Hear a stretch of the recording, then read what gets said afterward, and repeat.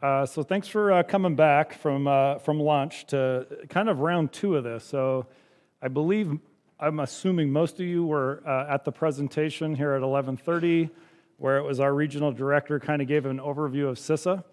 And so I'm going to assume some of that. In this presentation, I'm going to go really quick. I put a ton of slides into this.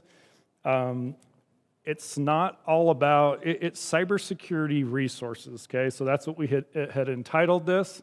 My name's Rick Gardner, I'm with CISA, and I'm the Utah Cybersecurity Advisor. So I'm gonna try to give you the nuts and bolts of cybersecurity resources that we provide, but I've got a lot of additional training resources. At one point, we've got the Utah CyHy that I just want them to stand up, and I have a slide in here for them. We're going to talk about the grant, some of the monies that are coming out of CISA to improve cybersecurity resilience across state, local areas, but just a lot of slides. So I'm going to go quick, and really the intent is to give you an overview. But if you need to follow up with me and you want more information, just send me an email, and so I can send most of the stuff I'm going to present and do a deeper dive with you if you're interested in some of our services or you need more information. Real quick about myself, I'm 4 years in now as a cybersecurity advisor with CISA. I was their number 11th hire, and we're at about 60 plus cybersecurity advisors at this point. And so this agency is growing really rapidly, and it's been really fun to be part of all that. And I used to have to cover 6 states and then 3, and now I've just got Utah. And so just having a blast doing it. And I appreciate you guys coming out. I'm also in the military, so I'm dual-hatted. So I'm still in the military. I've got 28 years. My last 10 have been on a defensive cyber operations team. Some of our guys are here, and they're trying to mess around with their flipper and turn my TV off. Quit it. Anyways, just a ton of fun on the military side too. Okay, so with that, again, CISA is really, the mission for us is to improve resilience and maturity in critical infrastructure. So a lot of ways that we're going about doing that, and that's embedded throughout my presentation. So today we're focused on cybersecurity, but there's a lot of other types of people that are across the board working our mission, okay? And that's overall resilience and maturity. We specifically work with state, local, tribal, territorial, and we hit the 16 sectors. So we're broad, right? And if you've got questions, save them for the end. I'll try to give you some time at the end for questions, but this is where it gets to me a little complicated. It's who do we offer all of our no-cost voluntary resources for? We're focused on critical infrastructure. That's our goal. That's the mission vision, and it's where my priorities are. But at the end of the day, there's a lot of dependencies and support that critical infrastructure needs to overall provide their critical services, right? So it gets a little complicated. What we do primarily results in reports, right? So when I come in and do an assessment, you do a pen test, we have this program that really enables us as a federal government agency to work with, the stakeholders we work with, so all 16 sectors, right? It's PCII. So when we give you our reports, they go back through this program, PCII. Because you're part of critical infrastructure, it protects the report from GRAMA, from FOIA, and from civil litigation. So there's a lot of value in that. So if you're a CISO and at the end of the day you're voluntarily asking for a risk assessment, there's no attribution in where this is going. You can't be FOIA'd. It's for you. It's to enable you. It's to highlight your overall cybersecurity posture, your risk areas. And it doesn't go anywhere. So very valuable program, and it's really what enables us to come on site and have a pretty transparent assessment on where you're at, right? So lots of details. I'm going to continue. Again, I kind of highlighted this, but there's a CSA and a cybersecurity coordinator, CSC, for almost every state at this point. So Utah is still, in fact, our CSC is out for bid now, and so that'll be a position we'll fill here shortly. But we're really booming across the nation, so they're working rapidly. If you heard our regional director, he said he's got 3 times the amount of funding this year than he did last year to grow our regional capacity. So it's pretty neat to be part of all that and just see more effectively, work with you guys and give you some of the assessments and the stuff you're volunteering for. So this is me. I'm a cybersecurity advisor, and these are the things I'm really here to do. So I'm available in a lot of different capacities. I primarily provide on-site cybersecurity assessments. However, I do workshops. I'm a collaborator. Right? I work with a lot of different agencies, and at the end of the day, there's quite a bit that I can provide. I'm a pretty useful guy. So these are a lot of the things that I do. So when you think of CISA and you're thinking cybersecurity resources, there's a lot of them. And so what you typically do is you start with me, and I work with you on kind of a strategic approach in what where you're at. So we call it a cyber protective visit, and what you're ready for. So I don't typically promote and offer a pen test right off the bat. I want to first help you to understand your overall cybersecurity posture, and we go from there. But we do a lot of stuff, but it's kind of a strategic approach. So you're not needing to guess, well, what's an RVA, and am I ready for that? That's more of a validation assessment. That's something that comes at the end after you've kind of gone through, what is your posture? We get some phishing campaigns, we get some scans, you're building maturity, we're assessing that maturity, and then on to the next. When you think of cybersecurity, it's reoccurring, right? It's not something we do once. It's not a one and done. This should be on a cyclic type, reoccurring, repeatable basis that never really ends. And we have a lot of things we can do to keep you busy, basically. So this is where I start.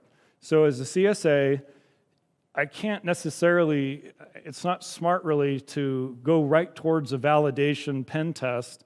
I start with the CRR. So this is 6 hours. It's me on site with you, going through a series of about 360 questions, okay? So this is a tool that Carnegie Mellon University helped to develop. It's based off the NIST cybersecurity framework, and it's done pretty well. So again, no cost, voluntary, based off the CSF to include the CERT RMM, or the risk management model. It's going to look at your cybersecurity posture.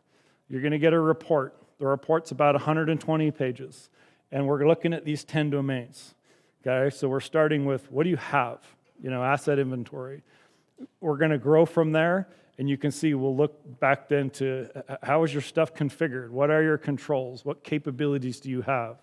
We specifically look at people, technology, information, and the facility.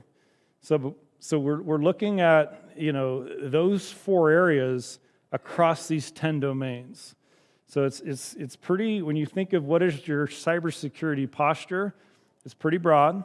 And this report helps for you to really better understand what your posture is. And then it's going to give you maturity indicator level, MIL, 1 through 5. So if you have 3 people and you're providing, you're the IT staff, you're responsible for security, it's going to look for, my question base is going to be based on what do you have, and is there overarching policy, SOP, is there repeatability to what you're doing? And then ultimately going into, is there management oversight to ensure that, for instance, when you're, changing an access control list on a firewall or a group policy on a server, is it being tracked? Is it being done in accordance with policy? And then we get into the measurement pieces. Where is it effective? Did it have its intended effect? Did it work? Is there any analytics dashboards associated with that validation, right? So that's how we kind of get from MIL 1 to to 5, and that'll all be indicated on that 120-page report. So lots to that report to include graphs, charts, green, amber, reds. At the end of the day, it's going to give you here is your overarching posture. Here's what you're doing well, green. Here's what's a work in progress and or is maybe tribal knowledge. It's not completely repeatable. And then finally the reds of here's where we have vulnerabilities. These are your opportunities for improvement. Again, because this is all non-regulatory, it's just based on framework approach. You do with this report what you want, right? At the end of the day, it can do you a lot of good as far as it helps to formulate a risk register, right? If I asked you, for your network, what is your cybersecurity posture? Would you kind of know that? What are the top 10 risk areas? Would you know that? This helps to form that. Do you have a risk register for your network security, right? So this helps to get that initial approach to here's where we're at, here's some options for consideration on how to improve. So it's pretty valuable. Again, 6 hours, that's me on site with you. I'm out about 3 months. Just keep that in mind. I'm always out about 3 months.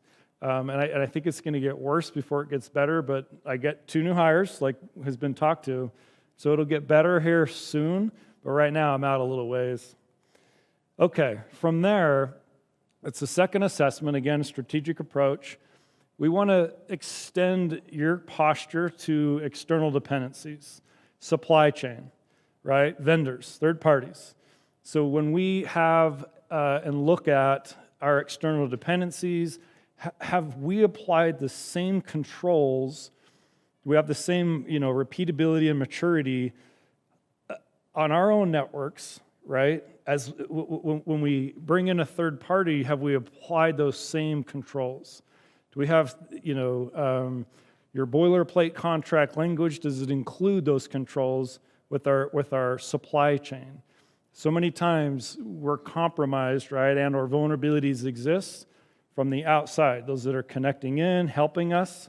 And so that's what this one's going to give for you. So again, voluntary. This is about 2 hours.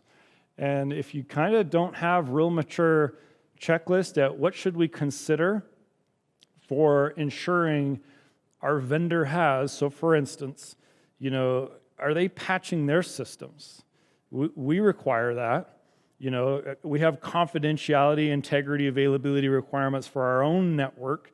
Have we ensured or passed along those same controls to the vendors? If you don't have any foreign components in use by policy on your network, then have we applied that same control on theirs?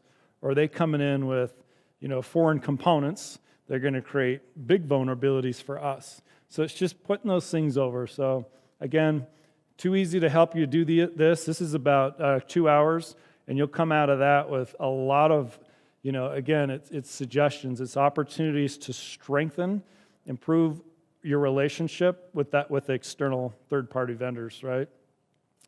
The third thing I do that I really like this one, I think there's a lot of value in this. So after I've left you with here's where you're at, here's what we've looked at with the vendor, it's a dashboard.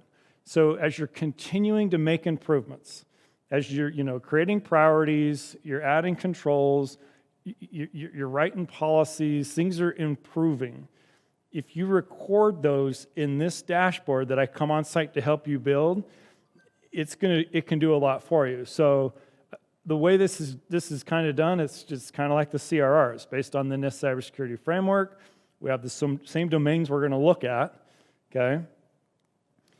And then you're going to have this formulated dashboard. So this serves as a couple cool things. One, it helps to document, like put on a dashboard your overall posture, your portfolio. These are the applications I'm using.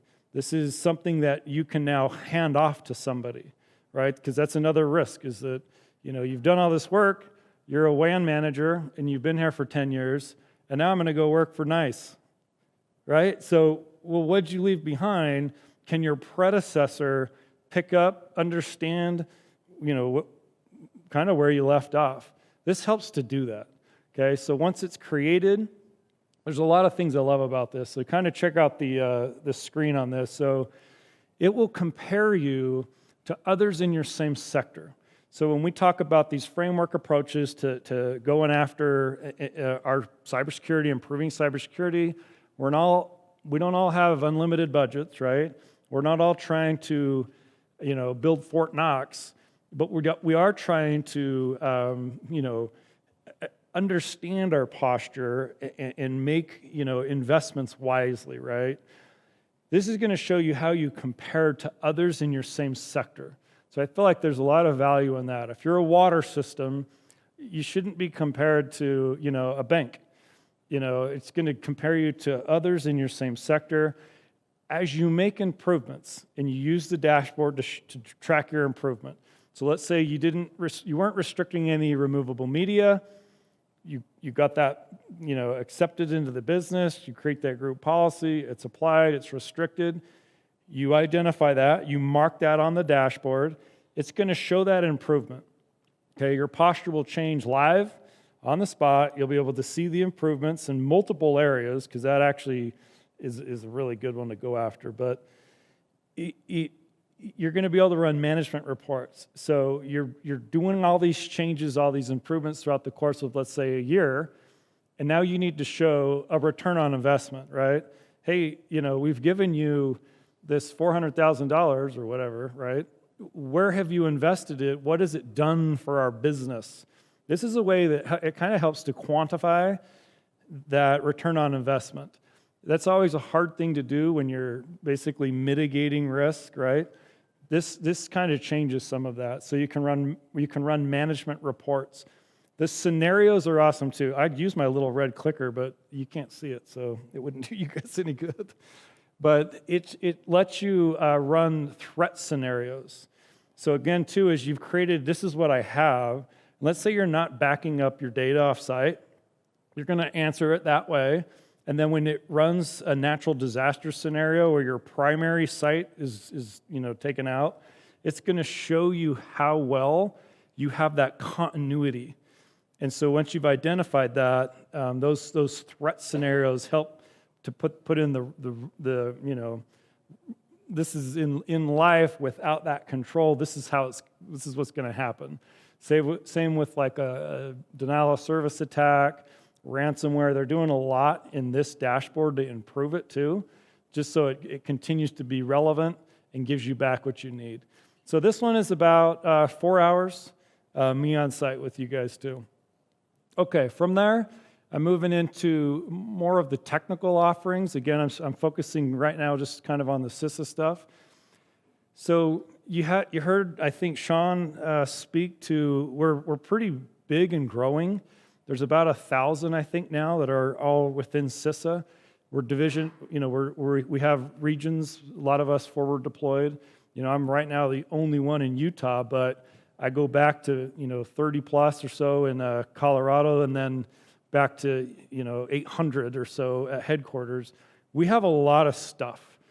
And so I can make sure that you understand better all the things and that you're engaging smartly and getting what you want out of us.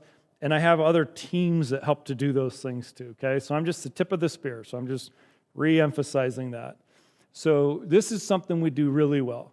So we have an exercise team that does, you name the scenario. A lot of times, if you've never tested your incident response plan, that's a really good opportunity. So this team, they do this for 16 sectors across the nation. They're really good at it. You only have to sit through about 4 meetings. So these guys are going to ultimately help to understand, what do you want? Literally, what's your end state? What do you want to have as a result of this exercise? And then they formulate the injects, the strategy so you get what you want at the end of typically a 4-hour exercise. So 4 hours of planning, we formulate it, and then we come out on site and or remotely, and we help to run it. So pretty fun. They do a really good job. And if you're really struggling with, look, I'm in IT security, And no one really understands what it's going to be like to go through, let's say, a ransomware event.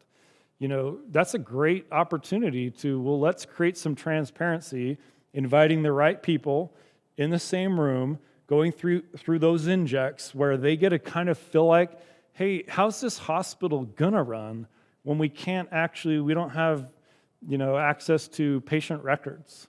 Are we shutting our doors down? Are we accepting patients? How's this gonna continue to run, right? So these guys do a good job. Think of where you work, and if you've ever done anything like that. In the military, we do this all day long, where it's like there's too many of them, but they're fun, and you can get a lot out of it. So anyways, we do that really well, okay? This is one of the teams we have, so they do malware analysis. So if you get hit with something and you're not sure what it is, send it in. We'll help for you to understand. Let's say, again, I'm going back to malware. It's what's really rampant out there right now, but you're not sure maybe the variant of ransomware you're dealing with. We help you to understand that, and we usually have a whole lot that we're going to give you back to help you navigate through what you're dealing with, right? So this is on my network, how to kind of eradicate it, what you're dealing with, so white papers. So they've done a really good job with that. Okay. I put this slide right here because I'm telling you, we do all this stuff, right? Well, we're young as an agency, we're growing, we're building, but here in the last, we're getting backlogged, okay? So with elections, with a lot of the Russia-Ukraine stuff, the Schultz up stuff, we're really being sought after for a lot of these services, and we're getting backed up, okay? So I put this here so you kind of understand. You're looking at remote pen testing, my RVA, my risk and vulnerability assessments. These things have wait times. Like that RVA, that's a big one. You're going to wait for every bit of, I'm going to say a whole year. In fact, we just had a group get one here that they waited 2 years for. So again, we're not that agency anymore. We're working towards effectiveness, right? But it's still, we're getting there. So again, that's my job, is to help you understand what you want, what we offer. You kind of tell me what you want, and I create this is probably when you're going to get it. And we have opportunities to, hey, this is big for us. When we're running, let's say, the playoffs here in Utah, really, is there nothing you can do? Well, actually, I have some trump cards that we can say, yeah, we're gonna get this. It's going to be quick. I can do that in the region and for the state, but everything has a wait time, okay? So, but in the meantime, while you're waiting, let's say, for that RVA that, it's going to be a while, there's low-hanging things that we can get fast, okay? So this is where anyone who works with us, we really promote, you got to get this, right? So this is the vulnerability scanning. This is the Nessus. You're going to get a weekly report. For us, this is not hard to set up. We can get you these scans running very quickly, okay? And if you've worked Nessus at all, it takes tuning, right? So this isn't a tool that just works for everybody in the same way. It takes configuring and tuning, and at the end of the day, we're doing a pretty good job at it. And if you're having this done for you, let's say by a vendor, or this is something you run on your own, still would encourage you to validate your scans with ours, okay? So take advantage of that one. And by the way, the way to do these, right, to request this service, again, through me.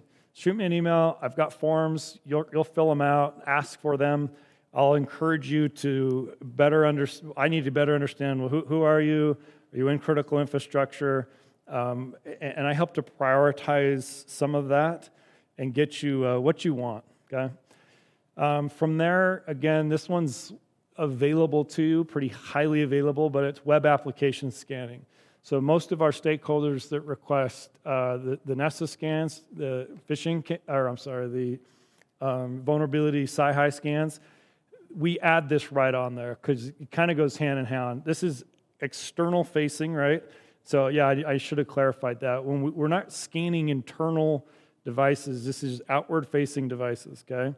Same with web application scanning. So external facing devices, let us help you to ensure configuration of your web application is set up, properly. There's no vulnerabilities, okay? Okay, this is another one that we do pretty good job at, phishing. So you've probably all been part of phishing campaigns. In fact, I'd say here in this venue, you guys are the ones in charge of them, most likely, but we do a good job at this. So has anybody received these from CISA in here and can help to validate or say, yeah, we do a good job? I mean, these guys are really crafting their stuff like we're seeing in the wild. And so the way this used to be done is it was 6 weeks and done. This is now ongoing.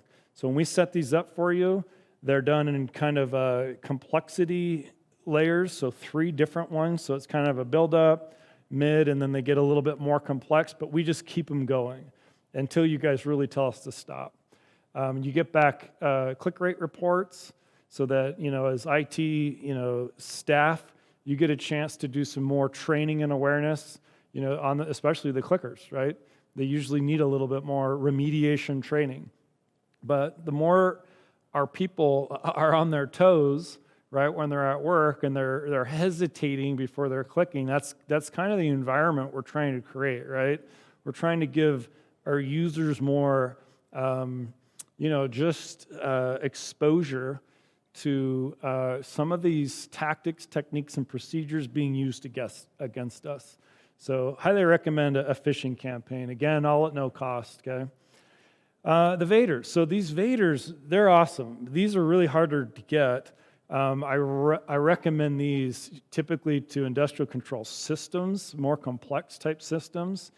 But this is, again, a team of really, high-end, very smart guys. In fact, a lot of them I'm surprised with, they're from the cyber protection teams, DODs.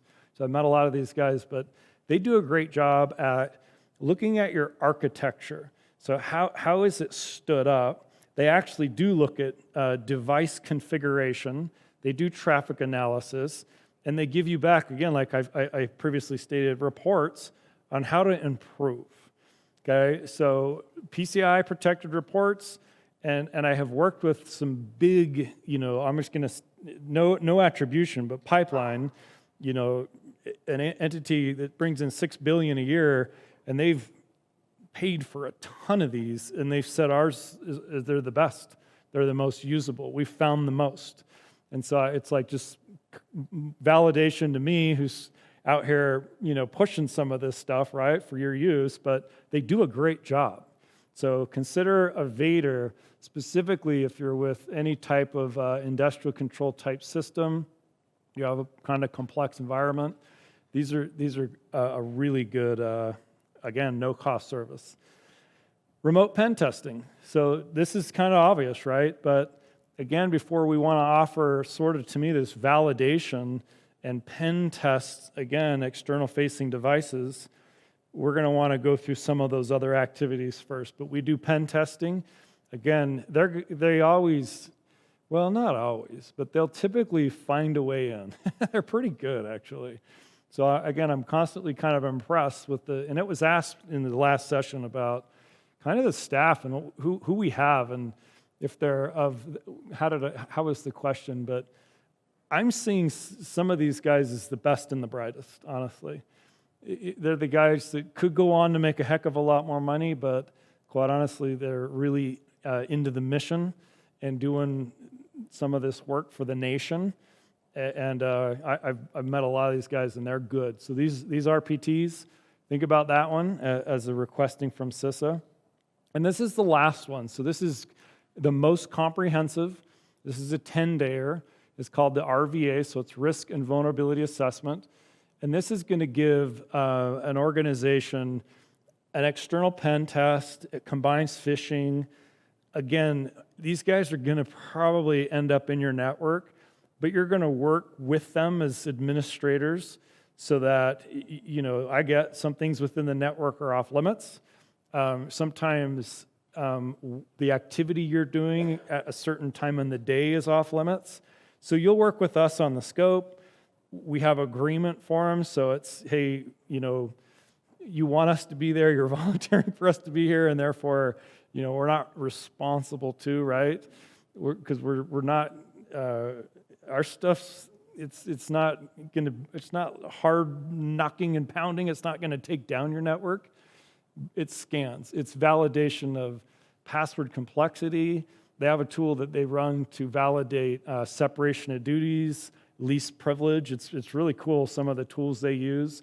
They end up on site. So it's a week off-site. It results in a week on-site. And they'll be in your networks, and then you're going to get back these reports on all the areas that they, hey, we tested this and weren't able to get in. So validation to include, this is where we did get in, this is how. Maybe they pivoted